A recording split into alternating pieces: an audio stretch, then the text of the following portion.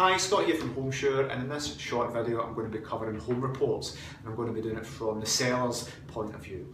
So home reports are legally required in Scotland. You need to have it before you can market your property, and any major surveyor can do them. So it's very easy to find surveyors that can do home reports, but you do need that prior to putting on the market. It's also very helpful to help you with your marketing and the strategy for pricing. So I'm going to go into some of the things that are involved in a home report and explain them in a little bit of detail so that you know.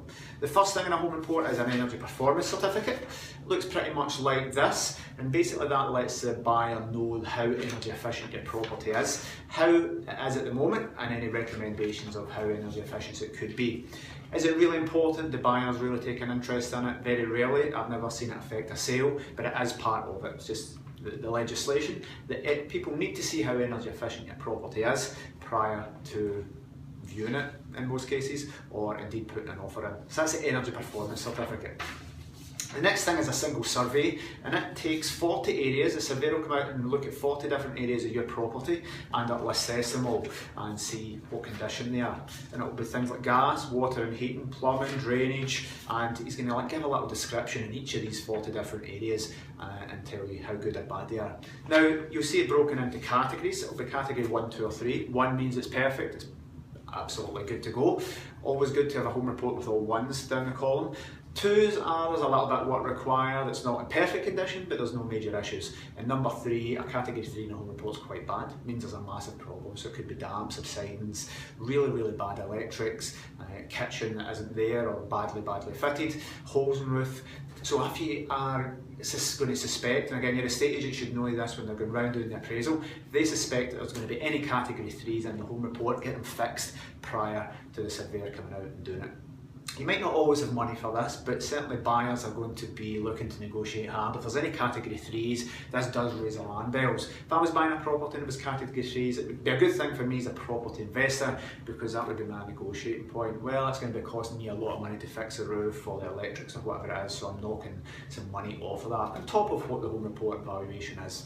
So the 1, 2s and 3s will make up the valuation of the property when it comes to the end valuation. So always better to get these looking as good as possible, and if you have a comprehension of all the different parts that are involved in a home report, you can get these fixed prior to them coming out, which is going to increase the price of the end valuation, and your estate agent should advise you and all that.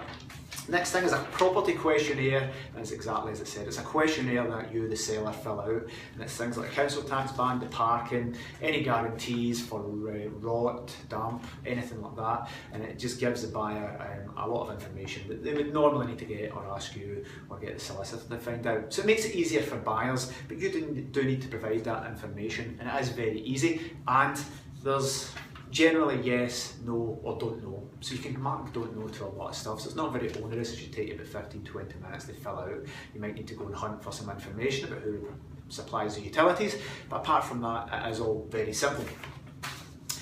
Final part we're going to speak about is the mortgage valuation report. Now, this is important if the buyer is getting a mortgage, because your surveyor is going to give what his independent opinion is of what a mortgage should lend, or a bank should lend on this by the medium of a mortgage. It's not a estate agent like me saying your property's worth 200,000. This is an independent Royal Institute of Chartered surveyor going out and saying he's putting his professional career on the fact, and in this instance he's saying that property's worth £175,000.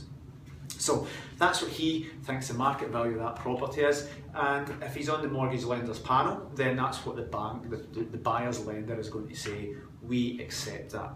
So it's important that you make sure the home report provider that you're getting is on the mortgage lenders panel. There are ones that are local surveyors with one branch, or online. You can get them a little bit cheaper, even £50 to £100 cheaper. Probably not worth the paper it's written on, because if your buyer is going to need a mortgage, they're going to need that mortgage valuation report. So it's never worth scrimping and scraping just to save £50 in a home report, because they need to be on the mortgage lenders panel, and most of the big national chains in Scotland are on them, but always double check if you're getting it, but your estate agent would advise you in this anyway. So there's a bit of confusion with the validity of home reports. You buy this, you pay hundreds of pounds for it, how long does it last? Well, it lasts indefinitely as long as the property's on the market.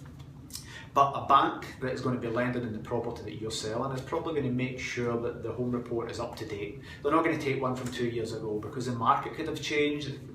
That, say, 175 2 years ago could be worth 150 now. It depends on the state of the market. Also, a lot could have happened to that property. There could be damage to the roof, things could have changed internally, buildings could have went up next door. So your mortgage lender or the buyer is going to make sure that's in three months date. So you might need to pay a few £100s to get it, and then you might need to pay £100 when the sale goes through, just to get that mortgage approved. 3 months is quite a tight time to put the property on the market, sell it for the mortgage to get processed by the buyer. So you might find that yes, you're paying for it and you're paying an extra £100 to get it updated, but it's still worth it to get that sale going through. If it's a cash buyer, then it's fine. There's a lot of landlords that are selling their properties and getting bought by other investment landlords at cash, so it's not that important. So this has been a quick overview of home reports and the things that's involved. If you do have any more questions, please pop in and see me, send me an email or give me a call. Thank you.